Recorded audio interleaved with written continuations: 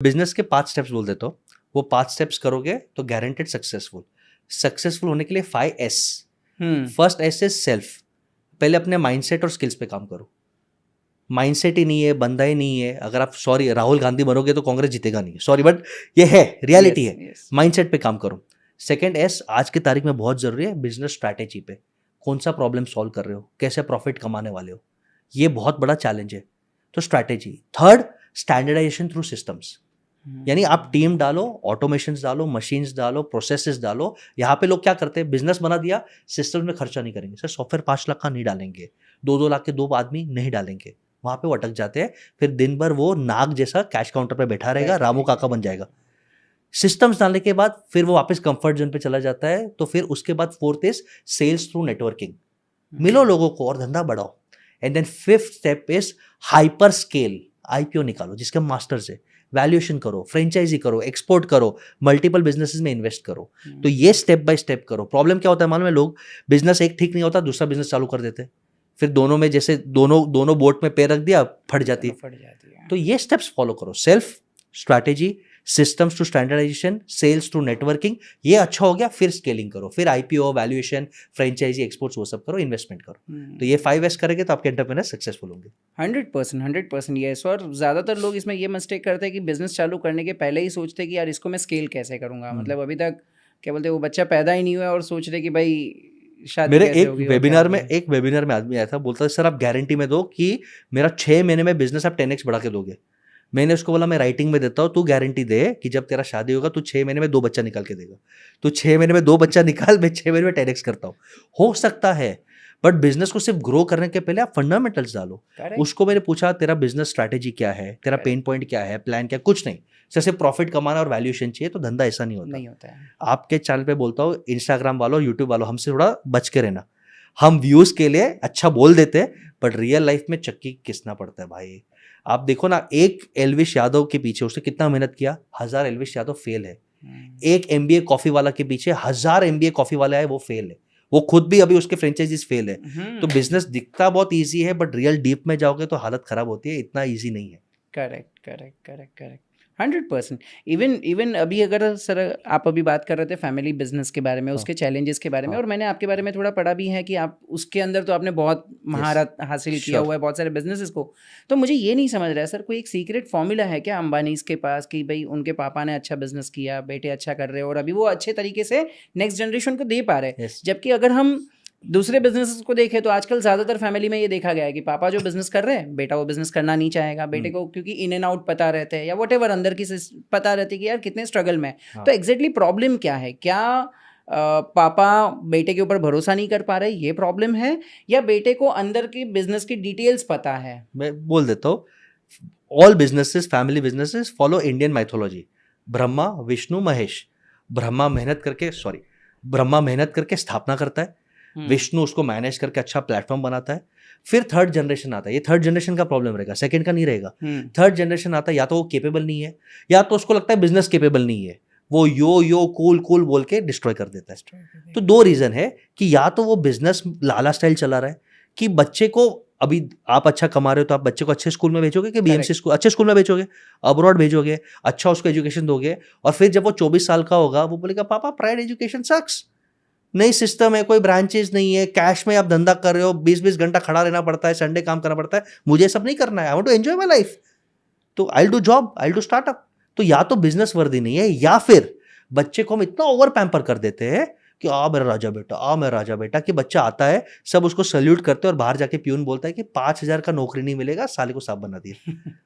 तो third generation या तो बिजनेस केपेबल नहीं है, या तो वो केपेबल नहीं है, और इसके लिए फैमिली बिजनेस डाउन होता है। तो what Ambani and Adani have done very strongly is, second generation के बाद बिजनेस में थर्ड जनरेशन आए या ना आए, भले आएंगे, कंट्रोल वो रखेंगे अपने पास में, business will run without good team, good systems. हर एक कंपनी का सीईओ है, हर एक कंपनी का एक मिनी एंटरप्रेन्योर खड़ा है, उनका एक मिनी ओनर खड़ा है। आपको क्या लगता है मुकेश अंबानी अकेला पेट्रोल भी निकालता है, जियो का टावर भी चार्ज करता है, रिलायंस फ्रेश में माल भी देता है? नहीं ना, हर एक कंपनी में राइट टीम, राइट सिस्टम्स बिठाया है। इनका काम खाली क्या है, डेटा स्टडी करना और नेटवर्किंग करना।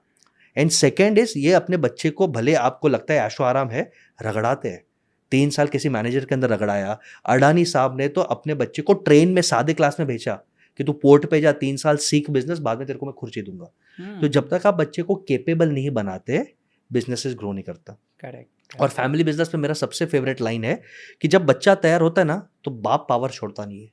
ये सबसे बड़ा तकलीफ है, ईगो क्लैश होता है। बाप को लगता है यार बच्चा अभी भी कमजोर है, मैं बिजनेस रन करूंगा, मैं बिजनेस रन करूंगा।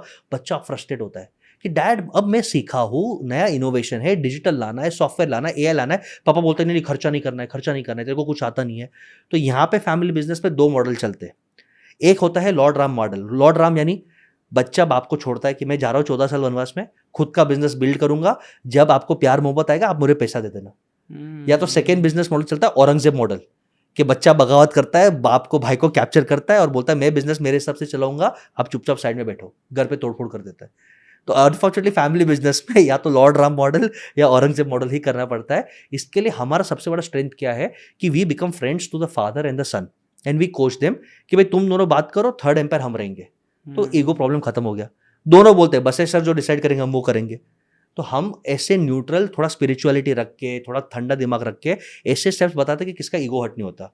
बाप को लगता है नहीं इसके पास एक्सपीरियंस भी है, बेटे को लगता है ये यंग भी है, टेक्नोलॉजी भी संभलता है, तो हम बीच का रास्ता निकाल के दोनों का खाली कम्युनिकेशन बॉन्डिंग सुधारते हैं। वो दोनों 2-3 साल साथ में काम करते हैं, फिर गाड़ी चल जाती है। फिर हम पापा को एक ही चीज बोलते हैं कि सर अब आपका काम है लॉर्ड कृष्णा बनना, रथ चलाओ, युद्ध ये लड़ेगा, आप युद्ध मत लड़ो। और लॉर्ड कृष्णा के बाद भी उसको बोलते कि सर 2 साल बाद आपको गौतम बुद्ध बनना है, आपको लॉर्ड महावीर बनना है, यहां से संन्यास लेके आप फिर समाज सेवा करो, बिजनेस में आना भी नहीं है। तो ये हम समझाते हैं, माइथोलॉजी के थ्रू ही समझाते हैं कि पहले आप राम हो, आप वॉर फाइट कर रहे हो, फिर कृष्णा बनो, बच्चे को फाइट करने दो, फिर आप महावीर स्वामी बनो, आप संन्यास ले लो, बच्चा आपके बिना चल जाएगा सर। तो ये हम कराते हैं।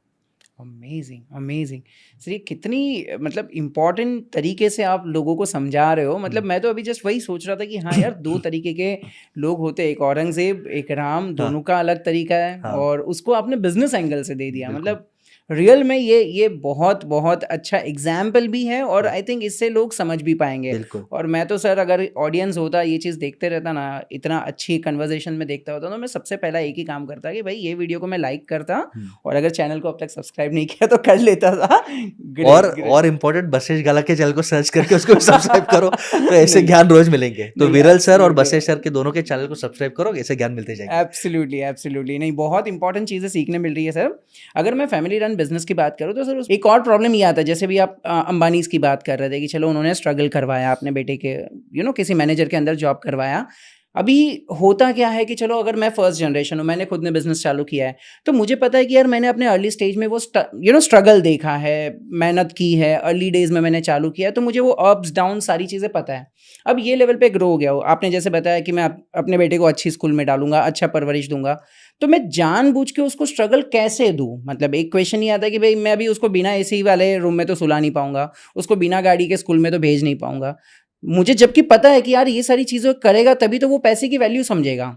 तो ये सोल्यूशन कैसे ढूंढे? मतलब स्ट्रगल करवाना है लेकिन दिल है कि मानता नहीं, कैसे स्ट्रगल करवाओ? 2 चॉइस है, फिर स्टोरी भी बोलता हूँ। 2 चॉइस है, एक आप जीते हो तब तक वो अच्छा रहे, और आपके मरने के बाद, क्योंकि सबको तो मरना है, सबको शरीर छोड़ना है, आपके मरने के बाद बच्चा स्ट्रगल करे या आज स्ट्रगल करे और वो सक्षम बन जाए कि कल वो अकेला सेल्फ इंडिपेंडेंटली फेस करे, ये पेरेंट्स को चूज करना है। और मैं स्टोरी बोलता हूँ, करुणा भाव कभी कभी, दया भाव कभी कभी आपको बैकबाइट करता है। समझ लो कि एक कैटरपिलर है, ककून में जा रहा है, ककून के शेल में जा रहा है, और वो ककून के शेल में था, अब बटरफ्लाई बन गया, और वो 6 घंटे से बटरफ्लाई ककून तोड़ने का ट्राई करता है। एक माँ होती ना, माँ बोलते ये बेचारा बच्चा ककून तोड़ नहीं पा रहा, मैं काम को तो मैं मदद कर देती हूँ। 6 घंटे के बाद ककून को थोड़ा ऐसे खोल दिया, बटरफ्लाई बाहर आया, फ्लाई करता है, माँ खुश हुई, देखो सॉरी 1 2 3 बटरफ्लाई बाहर आया, माँ खुश हो गई कि देखो मैंने हेल्प किया। 1 घंटे के बाद बटरफ्लाई नीचे और कोई खा गया, क्योंकि उसके विंग में स्ट्रेंथ ही नहीं था कि वो उड़ सके। नेचर का नियम है कि जब तक आप वो ककून खुद नहीं तोड़ सको आप फ्लाई नहीं कर पाओगे। तो आपको डिसाइड करना है कि प्यार में टेम्पररी सुख करके उसको मारना है कि स्ट्रांग बनना है। तो मैं हर एक जन को बोलता हूँ कि जिसको ज्यादा लाड प्यार है, कंपलसरी 2 साल हॉस्टल में भेजो। चड्डी भी खुद धोएगा, मैगी बना के खाएगा भी, गाली गलोच में भी रहेगा, वो कॉम्प्रोमाइज करना सीखेगा, और कंपलसरी 3 साल बाहर नौकरी कराओ, और ऐसे जगह नौकरी कराओ जहाँ पे उसको ओवर टाइम करना पड़े, उसको चप्पल रगड़ना पड़े। ये 2 चीज नहीं कराते हो तो आप अपने बच्चे का फ्यूचर स्पॉइल करते हो। एंड इसलिए if you see lot of successful people ना, दे कॉन्टेक्ट मी, सर आपके कंपनी में या और कोई कंपनी में हमारे बच्चे को 2 साल लगवा दो, रगड़ाओ थोड़ा, क्योंकि हम उसको बोलेंगे तो घर पे कलेश हो जाएगा, आप उसको गाली दोगे, आप उसका कान खींचोगे, या और कोई कंपनी में संडे काम करेगा तो एक्सेप्ट कर लेगा। तो ये बहुत जरूरी है, hostel stay and other company job, वो प्रिपरेशन अच्छा रहेगा।